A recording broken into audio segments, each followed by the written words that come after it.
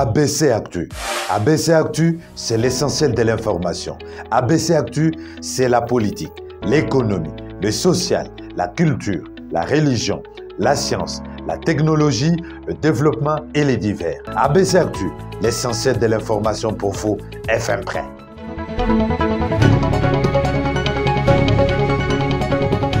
Nouvelle semaine, nouvelle page d'actualité. Le détail de l'information de la RDC, c'est tout de suite avec ABC Actu.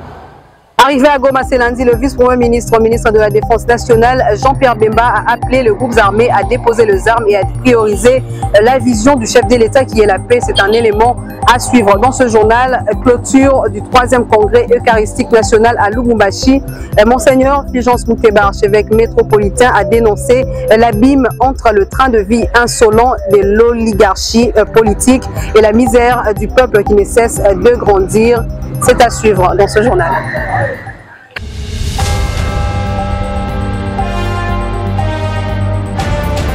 Bonsoir et bienvenue à tous. Ouvrons cette page informative avec le vice-premier ministre, ministre de la Défense nationale, Jean-Pierre Bemba, qui est arrivé ce lundi 12 juin à Goma, dans la province du Nord Kivu. À sa descente d'avion, il a été accueilli par le chef d'état-major général de FARDC et le gouverneur militaire Constant Ndima.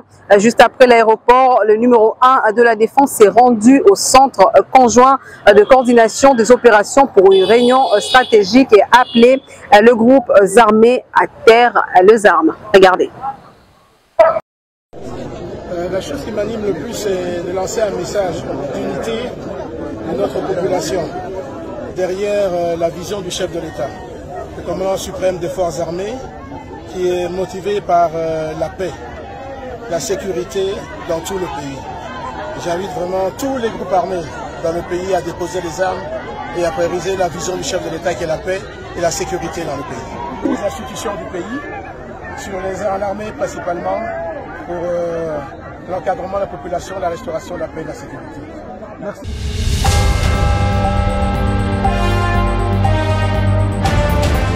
Dans l'actualité également, en Ituri, deux hommes armés, membres présumés de la milice Codeco, ont attaqué un camp de déplacés et tué 40 personnes.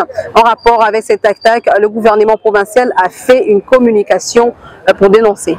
L'attaque sur le site de déplacés, orchestrée par les hommes armés, qui a coûté la vie de nos compatriotes, constitue un acte de sabotage au processus de paix, de sécurité et de la cohésion sociale voulu par le président de la République, Félix Tshisekedi Tshilombo, incarné et matérialisé en Ituri par le lieutenant-général Luboya Kashama Johnny. Cette attaque est l'œuvre bien réfléchie et consentie par le membre de groupes armés, ceux qui sont contre le processus de paix en Ituri et contre au protocole d'accord de paix signé à Aru par le leader des groupes armés œuvrant en Ituri, notamment MAPI, Codeco, FPIC et FRPI. En effet, les enquêtes sont en cours pour dénicher tous les auteurs de ces actes criminels, à tous les manipulateurs et membres de groupes armés, ceux qui sont contre le processus de paix en Ituri. Aucun crime de ce genre sur nos populations ne restera impuni, car la justice congolaise et la justice internationale documentent jour et nuit pour que ces auteurs puissent répondre à leurs actes. En ce qui concerne la situation actuelle dans le site de déplacés, les forces armées de la République démocratique du Congo ont pris des dispositions utiles pour venir à bout à tous les réfractaires de la paix. Et la situation vous sera communiquée dans quelques heures. Je dis et je vous remercie.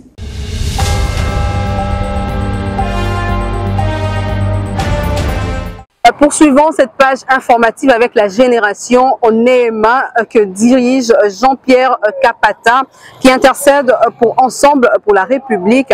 Cette action divine a eu lieu dimanche 11 juin 2023 à l'église La Repentance du pasteur Pauli Makabou. En union de prière, la génération NEMA que dirige Jean-Pierre Kapata abandonne les partis politiques Ensemble pour la République de Moïse Katumbi Chapwe et ses dirigeants frappés par l'injustice et la persécution du régime en place entre les mains de l'Éternel Dieu des armées. Nzambe abattel Ensemble pour la République. Paix abattel Moïse Katumbi Chapwe président. Abattel secrétaire Nabiso général. Nzambe abattel Mike Mukebai. Nzambe abattel Salomon Iskadela. Daniel Safo. Nzambe abattel Mama Dominique Munongo. C'était ce dimanche 11 juin 2023 à l'église La Repentance de Kalamou à Yolo Nord du pasteur Paulin Makabou. Après l'intercession, Jean-Pierre Kapata a présenté différents potentiels candidats pour les élections de décembre prochain et lu la déclaration pour les membres de Ensemble pour la République arrêtés et jetés en prison injustement. Traumatisé par l'enlèvement de Salomon Kalonda, l'emprisonnement de Mike Mukebai et les tentatives d'enlèvement des députés Daniel Safou et Chimanga, manifestons notre soutien total et sans réserve au président Moïse Katumbi, président des Ensemble pour la République, et sa vision pour l'émergence d'un Congo nouveau où règne la paix et la justice sociale. Apportons notre réconfort social à nos vaillants héros victimes de leur combat noble pour un vrai état de droit. Exigeons la libération immédiate du conseiller spécial de Moïse Katumbi Chapwe. Les femmes étant les gardiennes du temple ont répercuté les mêmes messages en 4 langues nationales.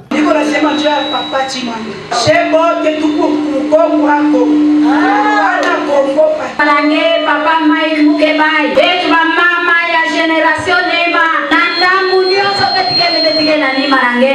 Kubanga taki mabosi fe. Anissa tozali na simana yo. Papa, kobanga te toza elongo tokotika yo te. Papa Salomon Kalonda indi. Tudi batubia dipanshi tukulobela Zambi. Les seuls juges mulumulu shimunene kuja mu Zambi.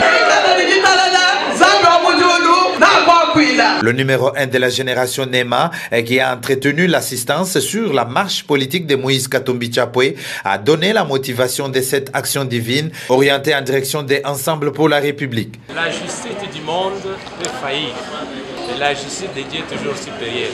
Et pour ça, nous sommes venus vers l'Éternel, consacrer nos vaillants héros entre les mains de Dieu, puisque le tombeau est vide. Et dire à Moïse Katumbi, on peut exiler Moïse, on peut l'emprisonner, mais l'esprit de Moïse est à travers toutes ces personnes ici.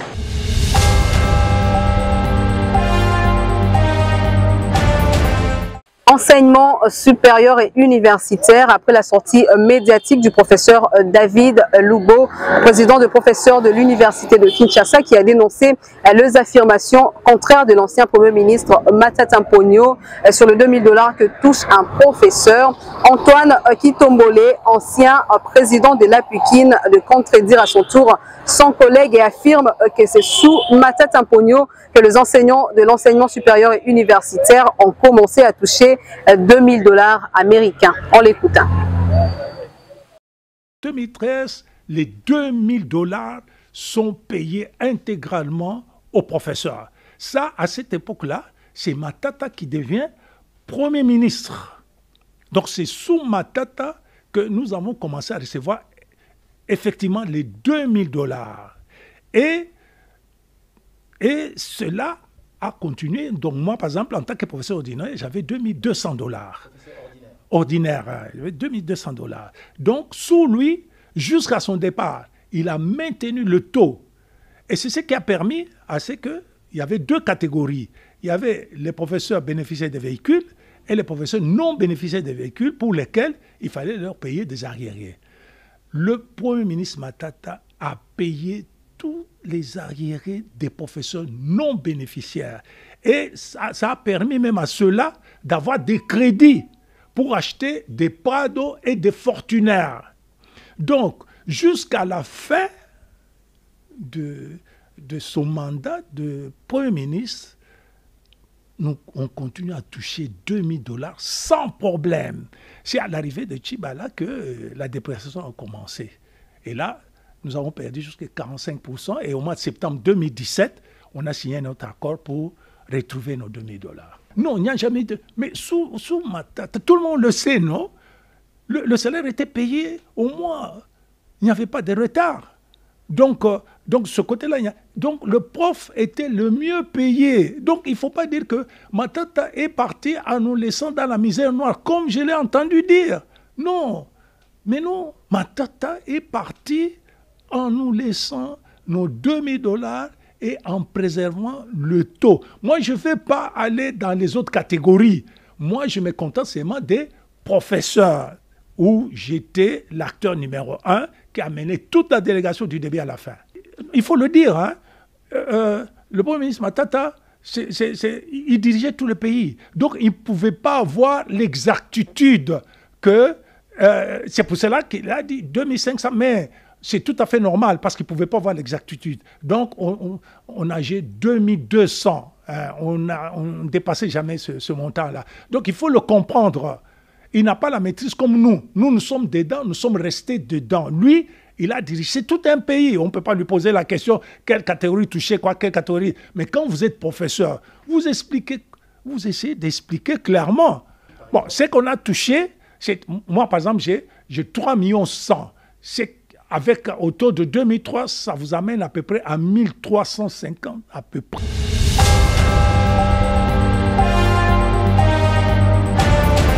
Rendons-nous dans la province du Haut-Katanga pour parler de la clôture du 3e congrès eucharistique national au stade du Tout-Puissant Mazembe.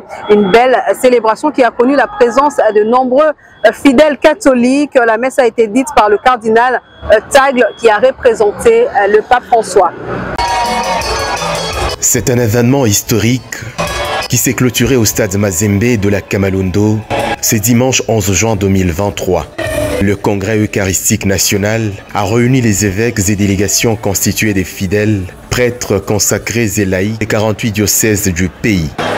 Ces moments rares et solennels auxquels le président Moïse Katumbi et son épouse ont pris part comme au jour de l'ouverture.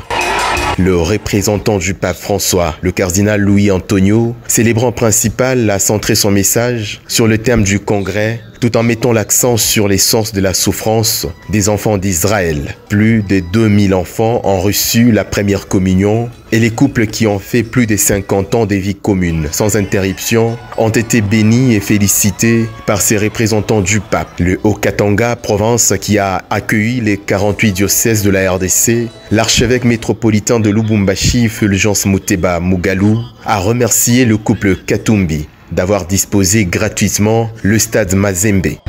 Ce peuple donc vit sur un territoire garni par d'immenses richesses naturelles dont, hélas, il ne profite pas suffisamment. Qu'il s'agisse du cuivre et du cobalt d'ici au Katanga, qu'il s'agisse du diamant du Kasaï, ou encore du bois de l'Équateur, les dividendes de ces immenses richesses sont accaparés par une rare gloutonnerie d'une élite au pouvoir et des multinationales peu scrupuleuses. Logiquement, disais-je, il est désormais clair que quiconque s'amusera à diviser ce pays à cause des velléités politiques trouvera ce peuple sur son chemin. Ma gratitude s'adresse à monsieur et madame Katumbi. Ils nous ont offert gracieusement ce magnifique stade au nom de leur foi, de leur amour pour ce pays et au nom de leur amour pour cette église du Christ. Monseigneur Marcel Outembi, président de la Conférence épiscopale nationale du Congo, a également fait mention de la situation que traverse le pays. Il est vrai, notre société fait face à de multiples crises. Insécurité récurrente, massacres, guerres et catastrophes naturelles dans certaines zones. À cela s'ajoute la peur du lendemain. Nos familles ont faim. Plusieurs parents, suite à leur maigre salaire, n'arrivent pas à subvenir aux besoins alimentaires et autres de leurs enfants. Le congrès eucharistique national s'est clôturé, mais les pèlerinages continuent à marteler ces pasteurs de l'Église catholique bien avant la fin de cette célébration eucharistique.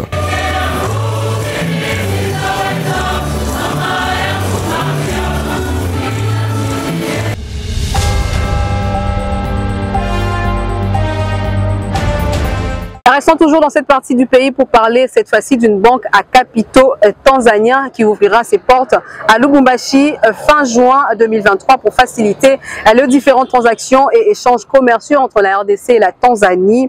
Le consul général de Tanzanie a annoncé la nouvelle au vice-gouverneur Jean-Claude Canfoy. Retour en image. Faciliter les commerçants congolais dans leurs transactions financières avec la Tanzanie exige l'ouverture d'une banque. Telle est la raison de la venue d'une forte délégation tanzanienne conduite par le consul général Shabani Kesi Mtambo auprès du vice-gouverneur Jean-Claude Canfoy Kimimba.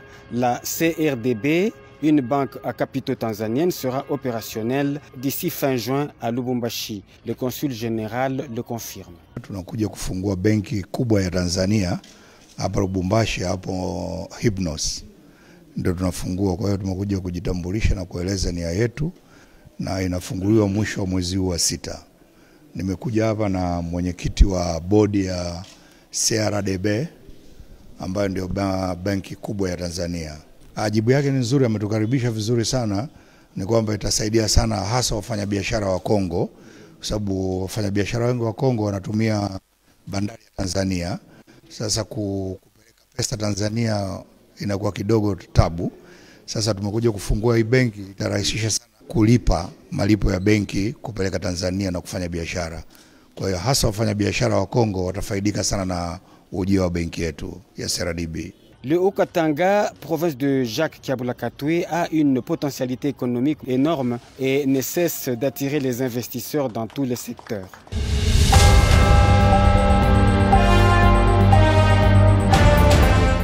Le développement de la province du Kasaï oriental est l'un des chevals de bataille du chef de l'exécutif, Patrick Mathias Kabea Machiabidi. C'est dans cette optique qu'il a visité 2 sites où de travaux importants sont effectués. Regardez. Le gouverneur du Kasaï oriental, Patrick Mathias Kabea Machiabidi, s'est rendu en fin de semaine sur terrain visiter 2 sites où sont effectués de travaux importants liés au développement de la province. Il a commencé par visiter les travaux de la lutte anti-érosive en cours sur Moulamba Wampoi dans la commune de la Kanji. Sur ces chantiers, le chef de l'exécutif était guidé par le directeur provincial de l'Office de voirie et drainage, Trésor Kachala, ingénieur en bâtiment et construction, auprès de qui il a reçu les explications de la société CGCD qui exécute ces travaux. Ensuite, il s'est rendu au site où les travaux de construction et modernisation de l'aéroport de Bipemba sont effectués. Ici, le gouverneur de province a été guidé par le commandant de la régie de voirie aérienne, Romain Chinyama. Après avoir parcouru différents chantiers sur ces mêmes sites, Patrick Mathias Kabea s'exprime. L'évolution ne s'est pas faite normalement, il y a eu beaucoup de retard, mais j'étais venu plus pour l'aspect d'intégration entre les différents projets de voirie et les grands travaux dans la ville de Mbuji-Mayi, particulièrement en ce qui concerne la gestion des eaux, qui nous pose beaucoup de problèmes, surtout dans la commune de Bipemba. En fait, il y aura une réunion la semaine prochaine entre le ministre provincial des ITP et les différentes entreprises. Il y a également certains matériels qui sont déjà sur la ville. Je leur ai demandé d'accélérer, mais surtout de trouver un compromis pour que les différents projets puissent fonctionner ou avancer de manière harmonieuse. Il faut noter que le gouverneur s'est fait accompagner lors de cette visite par quelques membres de son cabinet et du ministre provincial de ZITEPER et des officiels de la province.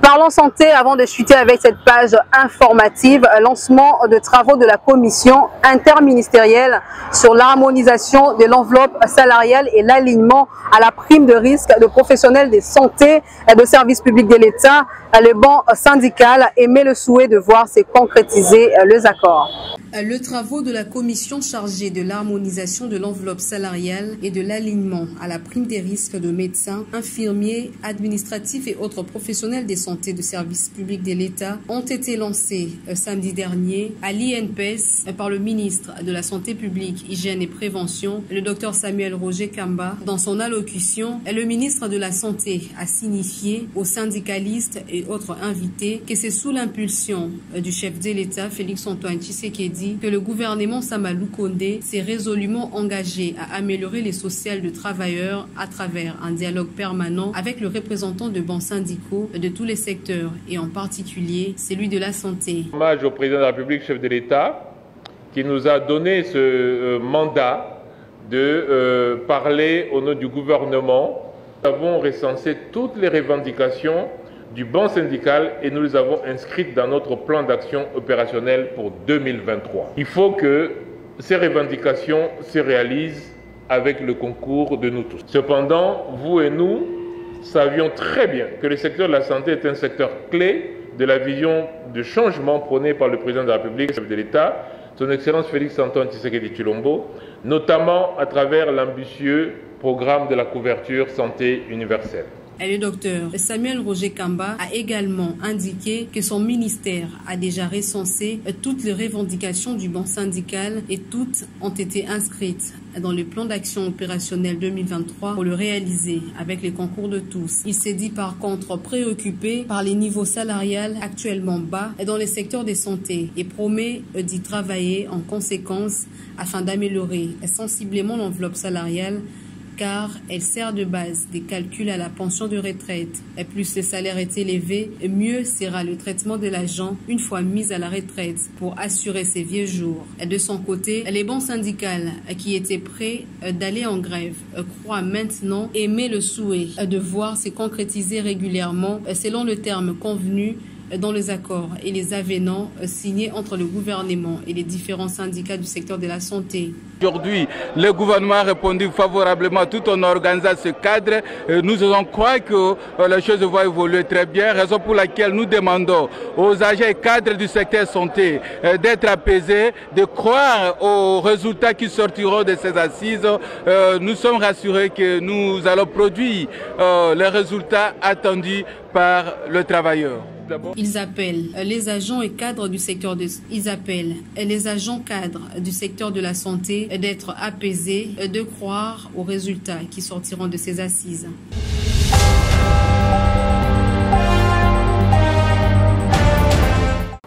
C'est la fin de cette session d'information. On passe au rappel de titre. Arrivé à Goma ce lundi, le vice-premier ministre, ministre de la Défense nationale, Jean-Pierre Bemba, a appelé le groupe armé à déposer les armes et à prioriser la vision du chef de l'État qui est la paix. Vous l'avez suivi dans ce journal. Clôture du 3e congrès eucharistique national à Lubumbashi.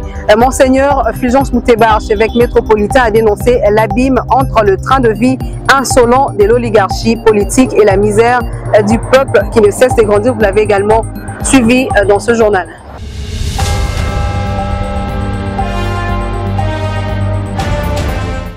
Ce journal est complètement terminé. Merci à tous de l'avoir suivi.